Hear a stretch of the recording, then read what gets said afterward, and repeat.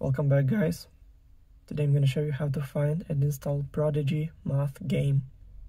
So first thing first, open App Store. Click on the blue icon right here on your home screen. Then make sure that you log in on your Apple ID account. Then click on the search button right here. And in the search bar, type in Prodigy Math game and go search right here. Then scroll down a little bit until you find the game. So click on that, then click Get, then Install, then confirm installation through Face ID or Touch ID or using password from your Apple ID account. So now it's all done. The game is only 22.9 megabytes.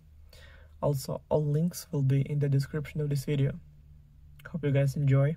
Thank you for watching. Please like and subscribe for more. Bye.